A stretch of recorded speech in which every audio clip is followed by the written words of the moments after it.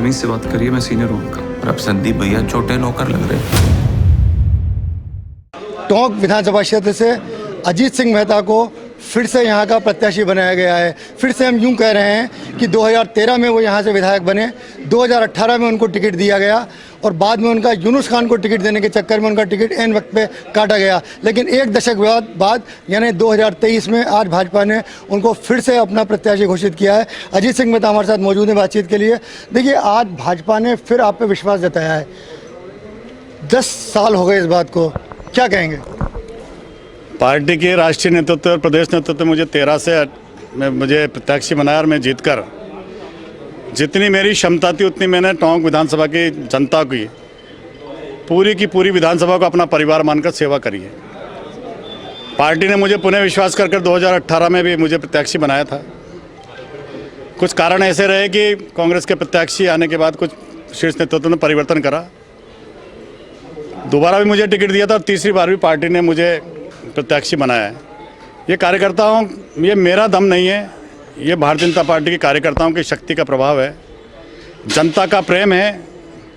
जनता ने जिस तरह का आशीर्वाद मुझे 10 साल से, मैं 5 साल विधायक था, 5 साल में विधायक नहीं था, तो भी मुझे इस टोंक विधानसभा के परिवार ने मुझे अपना बेटा मानकर हर सुख दुख में मुझे अपना भागीदार बनाने का मुझे सौभाग्य दिया है।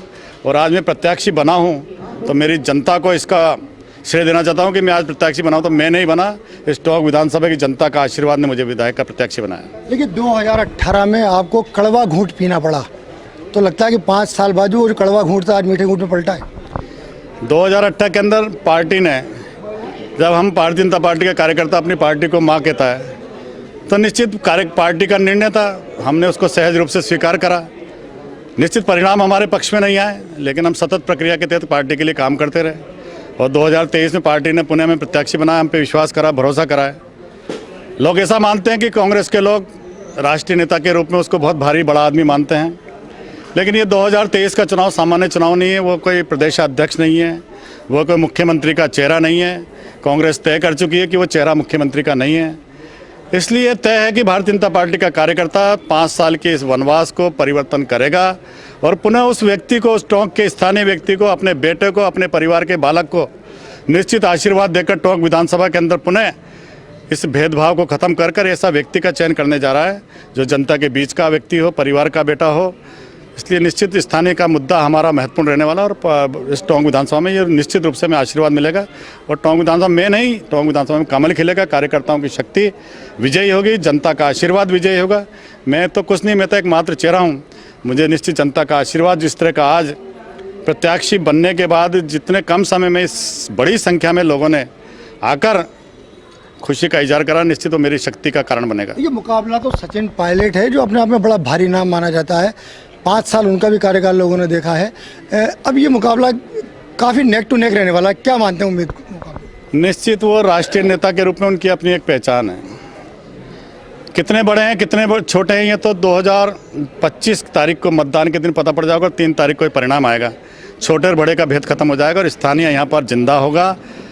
स्थानीय मुद्दा, टोंक का बेटा, परिवार का बेटा यहाँ पर विजयी होगा। और मैं नहीं कह रहा, ये जनता की आवाज़ है और मैं निश्चित विश्वास और भरोसा दिलाता हूँ टोंक विधानसभा के मेरे परिवार के सभी लोगों को कि आपने मुझे आशीर्वाद दिया है, आपकी शक्ति के दम पर मुझे प्रत्याशी बनाया गया है। उस आशीर्वाद को आप बरकरार रखना। निश्चित ये राष्ट्रीय लोग राष्ट्रीय बातें करेंगे। 5 साल का इतिहास पूछ लेना, 5 साल में कितना हमारे सुख दुख में साथ खड़े रहे, कितने गरीब के सुख और दुख में कहीं वो भागीदार बने। आज निश्चित प्रत्याशी बनने के बाद उन्हें कहीं लगता है कि लोग मुझसे नाराज़ हैं तो वो लोगों के घर पे चाय पीने जा रहे हैं। 2,52,000 मतदाता हैं, हर परिवार में पहुंचने में 1-2 साल लग जाएंगे। इसलिए आप भ्रम नहीं फैलाएं, जनता समझ चुकी है। देखिए, जब भाजपा का अपना वोट बैंक है, कांग्रेस का अपना वोट बैंक है, इसमें जातिगत वोट बैंक भी काफ़ी महत्वपूर्ण रहता है। ऐसे में भाजपा ने क्या रणनीति तैयार करी इसको? निश्चित कांग्रेस ने टोंक के अंदर सचिन पायलट साहब ने जिस तरह का, मुझे लगता है उनका खुद का तो कोई यहाँ पे पार्टिसिपेट इस जनता के बीच में 5 साल रहा नहीं है। वो जातिगत आधार पे यहाँ टोंक में प्रत्याशी बने। उनने अपनी जाति का और बेचारे भोले भाले मुस्लिम समाज की जो सीट थी, वह सीट के अंदर उनने दूसरी बार आकर चुनाव लड़ रहे हैं। ये निश्चित समाज के लिए सोचने का भी विषय है और ये जाति के आधार पर चुनाव लड़ना नहीं चाहिए। अब दुनिया परिवर्तित हो चुकी है, अब सोच बदलना चाहिए। उनको राष्ट्रीय नेता तो कहीं ऐसी जगह चुनना चाहिए जहाँ जाति के वोट नहीं होते और अपनी परफॉर्मेंस के आधार पर चुनाव जीतते, तो हमें लगता है कि ये नेता राष्ट्रीय है। देखिए, लगातार चर्चा का विषय था कि भाजपा भी अब के वापस से मुस्लिम कार्ड खेल सकती है। मोइन निजाम का नाम काफ़ी सुर्खियों में चलता रहा, भाजपा की सूची भी काफ़ी देर से आई, लोगों में कहीं न कहीं असंशय बना रहा। क्या कहेंगे इस बात पर? मैंने तो आपके मुँह से मोइन का नाम सुना है, मैंने तो आज तक इतने दिन में कहीं मोइन का नाम ही नहीं सुना। ये आपके द्वारा पता पड़ा, मेरे को तो कभी ध्यान नहीं कि मैंने कभी मोइन का नाम सुना। ये आज आपके मुख से सुनने को मिला। मिले तो होंगे कभी? हैं नहीं, मोइन तो मित्र है हमारा, लेकिन ये कभी नहीं है कि भारतीय जनता पार्टी के प्रत्याशी के रूप में उन्होंने कहीं आवेदन करा है। कहीं ऐसा मेरा ध्यान में भी नहीं आ रहा, न कहीं देखने को मिला, न कहीं सुनने को मिला। अब क्या मुद्दा रहने वाला है चुनाव के अंदर, क्योंकि जनता के बीच में आपको जाना है, जनता से आप वोट मांगेंगे, भाजपा के नाम पे तो आप वोट मांगेंगे ही सही, लेकिन कुछ अपने मुद्दे होते हैं स्थानीय जिन पे आप हम लोग वोट मांगते हैं। किस पे वोट मांगने जा रहे हैं? निश्चित सबसे बड़ा मुद्दा तो हम स्थानीय हैं कि स्थानीय व्यक्ति आपके बीच में आया है। 5 साल का मेरा कार्यकाल 13 से 18, मैं नहीं कहूँगा कि आप हमारे को चुने, 13 से 18 को देख ले और 18 से 23 को देख ले, तुलना जनता करेगी, निर्णय जनता करेगी। हम तो जनता के बीच के दरबार में जाएंगे, जनता इस बात का निर्णय करने वाली। मुझे विश्वास है कि 5 साल हमारा कैसा रहा है और हमने जनता के सुख दुख में, चाहे स्कूल की बात हो, चाहे हॉस्पिटल की बात हो, चाहे सड़क नाली की बात हो, चाहे गांव गरीब के सुख और दुख के अंदर भागीदारी बनने की बात हो।